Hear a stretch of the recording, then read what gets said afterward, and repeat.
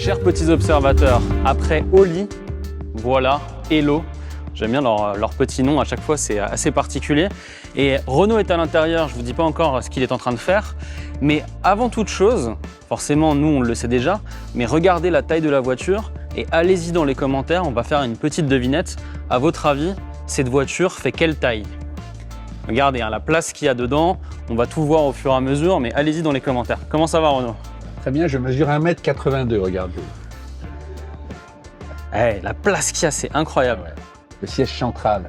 Et là, alors on l'a pas allumé, mais tu as un vidéoprojecteur qui est du commerce, hein. C'est pas un truc spécifique, il fonctionne, il fait aussi haut-parleur. Et tu pourrais regarder ton petit film tranquillement. À l'arrêt ou en roulant, voilà, j'avais envie de le...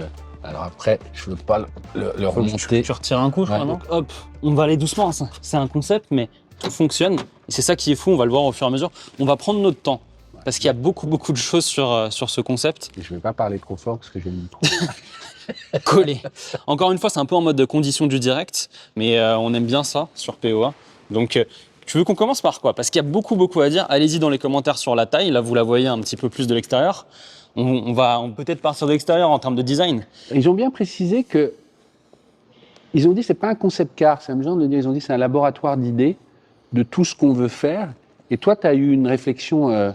Tout à l'heure, tu me disais en off, enfin une voiture électrique qui utilise l'espace gagné par la propulsion électrique qui est à l'arrière, où on a voilà, une sorte de minivan, tu diras la taille à la fin, dans un modèle réduit, si je puis dire.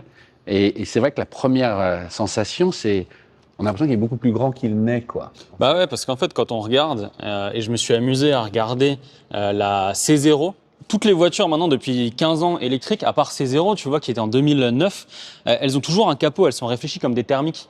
Alors que finalement, la plupart des voitures n'ont pas forcément le moteur devant, où tu pourrais le réfléchir autrement. Alors C0 et ses petites cousines, elles ont fait un flop monumental parce que les gens ils sont pas prêts à acheter ça.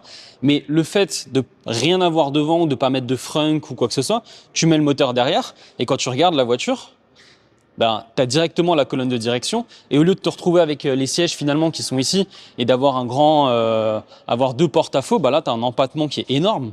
Encore une fois, mettez dans les commentaires la taille qu'elle fait, vous allez voir, vous allez être surpris. Et je trouve ça vachement bien parce que on le voit sur les différentes vidéos qu'on fait et ça fait, je sais pas, maintenant une dizaine d'années qu'il commence à avoir des voitures électriques. Ben, toutes les voitures, de 1 se ressemblent, ça reste des SUV, donc en plus c'est pas très efficient. Ils mettent des batteries de 100 kWh histoire d'avoir des autonomies, mais c'est peut-être bien de réfléchir autrement. Autant il y a 15 ans, je pense que les gens n'étaient pas prêts à avoir des voitures qui ressemblent à des voitures de films Pixar. Autant peut-être que maintenant, avec tout ce que la voiture offre, c'est peut-être le bon moment, quoi.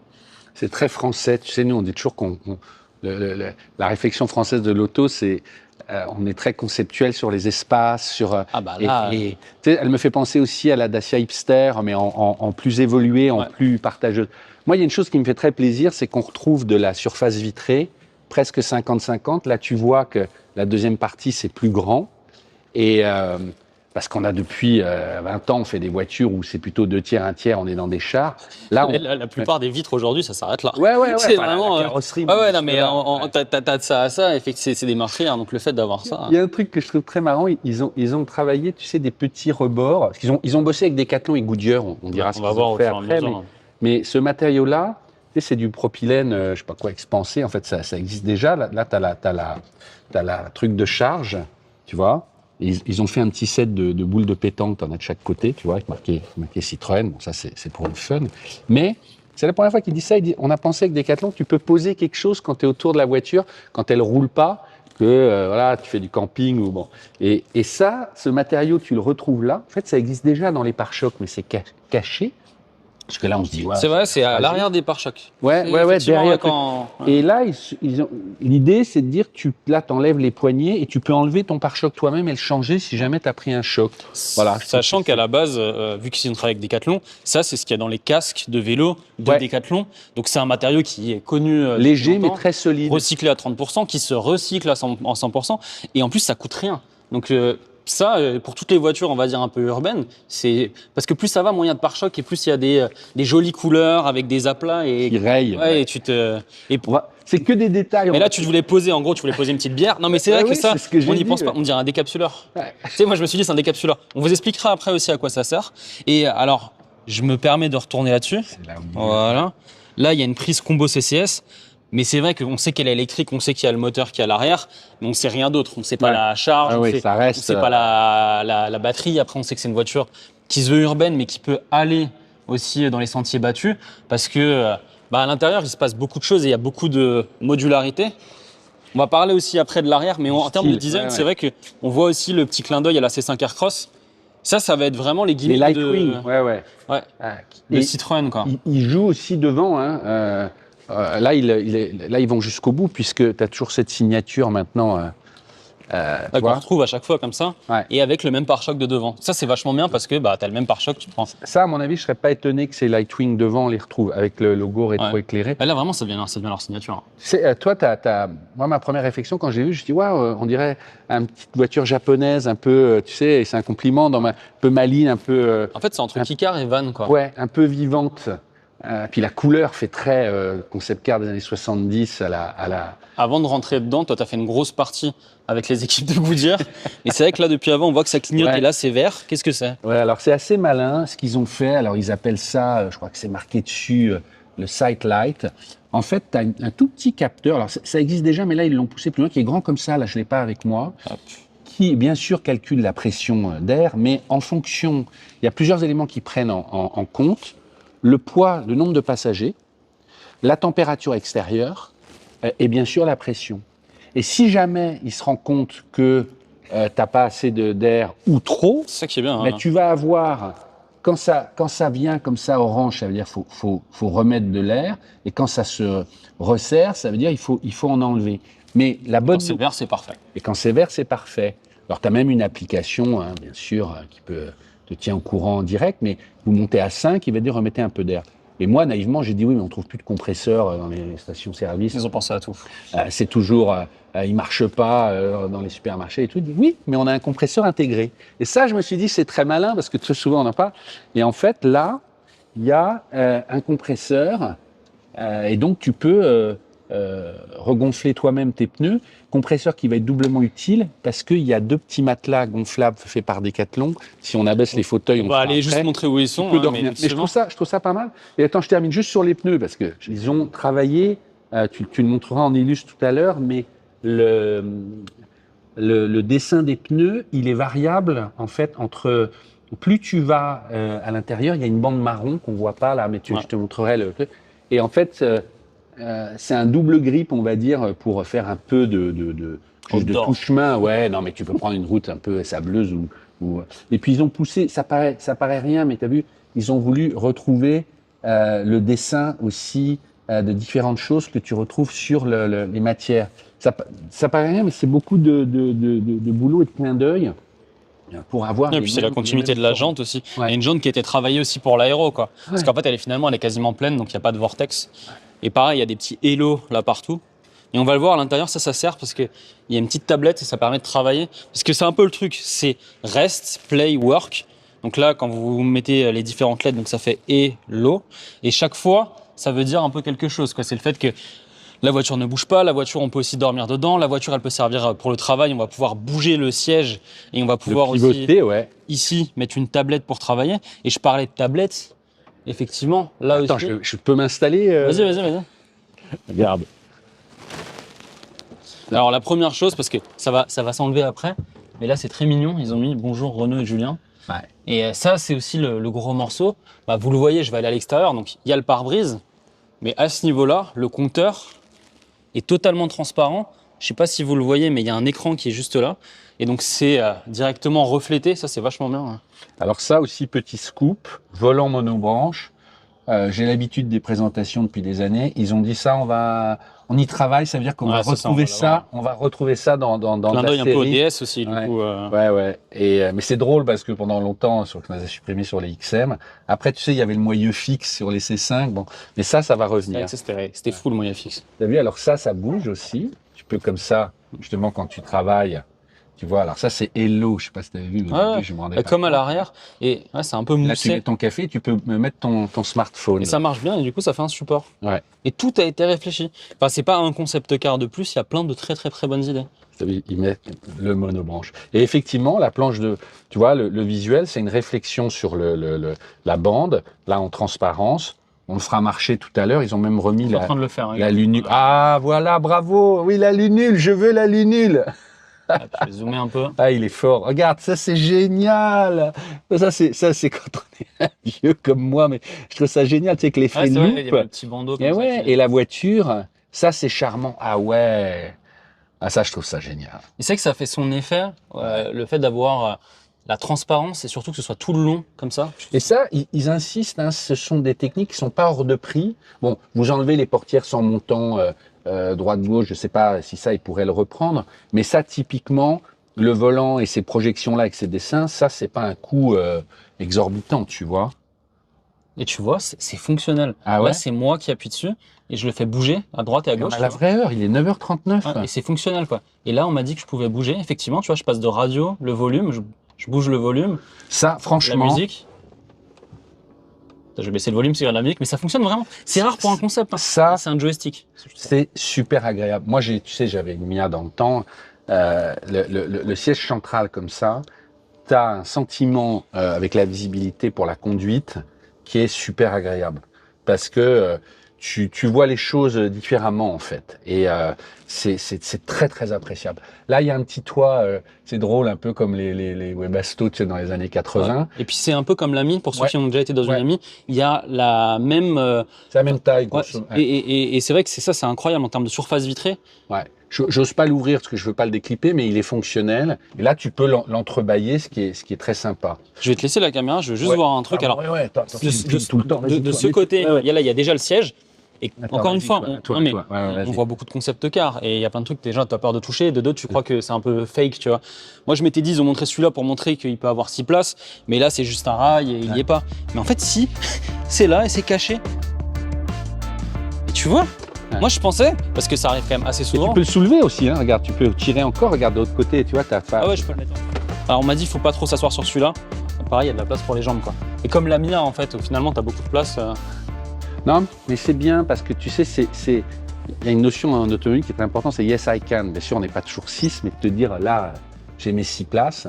Alors il y a beaucoup aussi, il y a des rangements. Matériaux, voilà, travailler avec Decathlon, mais c'est du recyclage de tissus broyés. Et de Oli aussi. Ouais. Le concept de 2022, ils ont réussi à prendre les chutes, ils l'ont rebroyé, ils l'ont refait.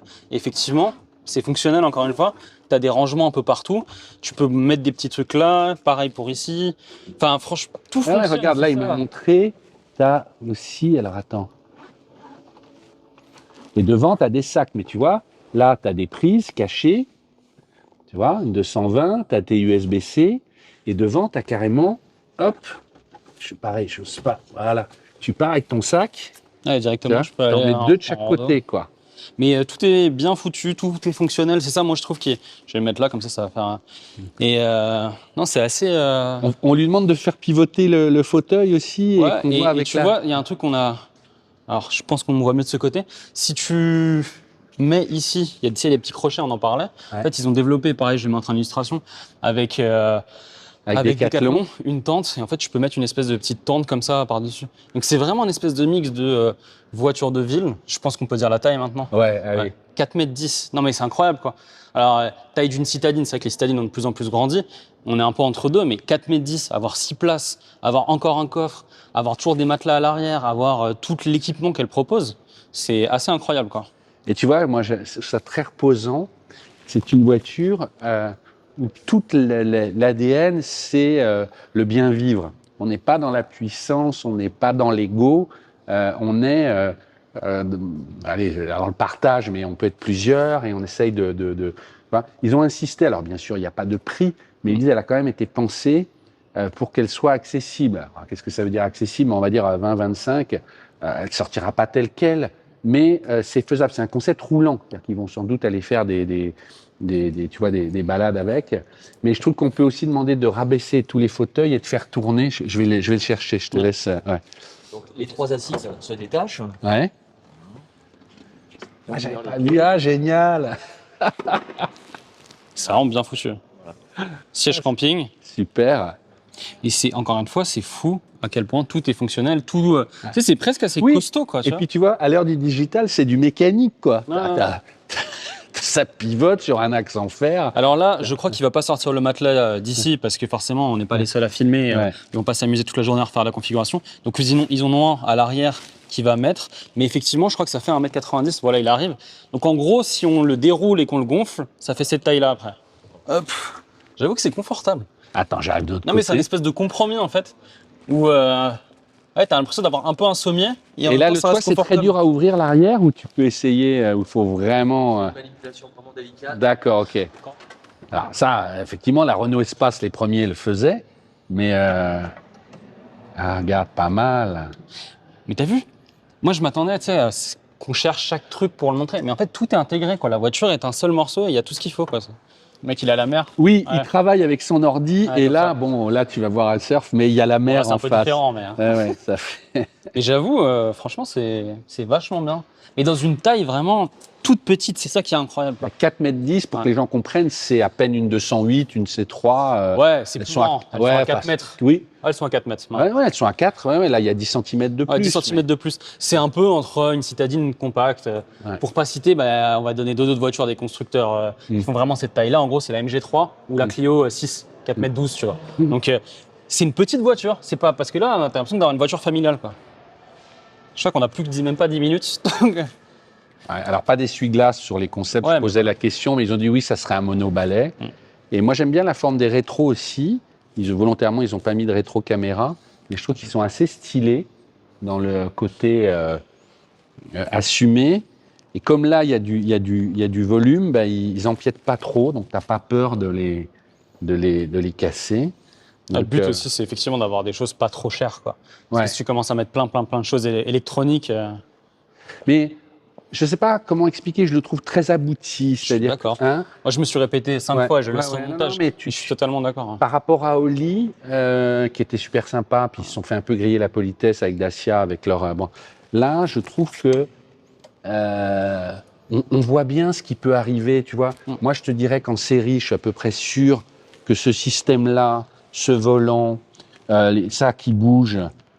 C'est drôle, dans la Mia, il y avait ça. Je sais que c'est dur à homologuer en cas de choc. Sur la Mia, quelques fois que j'étais avec toi, c'est vrai que c'est un peu comme à la maison quand tu arrives, tu vois. Tu as toujours l'espèce de petit plateau où tu mets tout. Là, c'est pareil. Mais tu sais, ça, c'est drôle. C'est une demande qui vient très souvent de la part des femmes qui dit mais où est-ce que je pose mon sac, mon sac à main qui est lourd et tout. Et dans les Mia, les femmes aiment beaucoup mettre les choses sur le côté ou là, finalement, où tu peux le mettre. Mais c'est vrai que quand tu as un grand sac fourre-tout, tu sais jamais où le balancer. Et moi, ce que je trouve très sympa quand même, c'est effectivement, on mettra l'illustre, mais quand tu as la tente que tout. On dirait un scarabée. Je sais pas si je sais pas si j'aurais l'illustration que nous a montré avec le dossier de presse, mais quand ça s'ouvre, on dirait un peu un scarabée, quoi. Non, franchement, moi je dis good job, quoi. Ça dit un mot que tu pourras mettre, c'est bravo. Ouais, bravo. Et que je mettrai en grand sur la miniature, tu sais, voilà. Et c'est drôle parce que, tu vois, je trouve que c'est vraiment c'est Citroën, quoi. Mais tu as vu, petit détail, hein, il y a quand même le fait que les feux soient derrière la vitre, ça c'est comme dans Hipster. C'est en train de revenir de plus en plus. C'est comme dans Hipster. Et l'avoir finalement la double, j'ai la lumière d'un côté et de l'autre. Peut-être que c'est plus simple aussi, tu sais, en termes d'étanchéité, tout ça. Ça permet d'avoir peut-être un bloc qui est moins cher. Peut-être. Moi, je trouve que c'est vraiment bien réfléchi. Bravo à Citroën, bravo à Decathlon, bravo à Goodyear. On finit par une petite note. Ouais. Je t'en prie, non. Non, mais moi je mets 17. Je trouve ça 17 parce que on a envie que ça passe en série, donc voilà. Mais je trouve que, tout est juste. Voilà. Je trouve qu'il n'y a pas de faute. Moi, pour un concept en tant que tel, je mets 20. Non, mais tu sais, on n'ose jamais. Mais en vrai, qu'est-ce que tu peux reprocher? Je veux dire, tout le truc a été bien réfléchi de A à Z, tout fonctionne. Après, oui, c'est pas encore une vraie voiture. Le jour où ça sera une vraie voiture, peut-être que je reverrai ma note, quoi. Mais c'est les 3 points qui manquent, c'est effectivement. Je veux voir comment ça se transforme. Qu'est-ce qui est possible de faire en série, batterie, autonomie. Et pour la fin, peut-être qu'ils vont nous montrer. Voilà, merci. C'est sympa. Et là, alors, je vais me mettre derrière, mais c'est incroyable la place. Tu sais, moi qui aime tant les toits ouvrants. C'est cool de finir avec ça. Il y a un côté aussi bebop. Franchement, oui, bien sûr, j'y pensais. On a essayé d'avoir des références. Vidéo sur POA, vous pouvez aller voir. Mais ça c'est cool. Donc vraiment tout sauf, quoi. Franchement, merci. Là, c'est pas la même voiture que tout à l'heure, là. C'est-à-dire que tout d'un coup, tu vois, ça, je pense pas qu'on puisse rouler le truc ouvert parce que ça fera prise au vent. Mais ça. On n'a pas beaucoup de temps, on s'excuse, mais je les filme au loin. Donc, salut les designers qui sont là-bas. parce que vraiment, ils ont fait un travail incroyable sur cette voiture. Ouais, Mettez aussi une petite note. Juste dernier point. Ah là, t'as vu les petits rails, il y a des rails, mettre des crochets partout. Tout a été réfléchi. Des deux côtés. Regarde là, l'espace, il est super bon. Ouais. Et là, c'est là où je trouve qu'on dirait un scarabée. Je sais pas si je vais pouvoir faire un peu en mode drone, mais tout ouvert, c'est assez incroyable. Bon, allez-y dans les commentaires, abonnez-vous à PO1, parce que c'est vrai que vous êtes très nombreux sur la première aussi à nous découvrir et tout. Donc abonnez-vous. C'est vrai que maintenant sur YouTube aussi, il y a les boosts. Et vu qu'on a un tout petit peu moins de 500 000 abonnés, on a le droit au boost. Et alors de 1, c'est gratuit, et de 2, ça nous aide pour le référencement. Et de 3, on est un peu mis en avant. Donc boostez-nous. Boostez-nous. Voilà, à très bientôt. Ciao.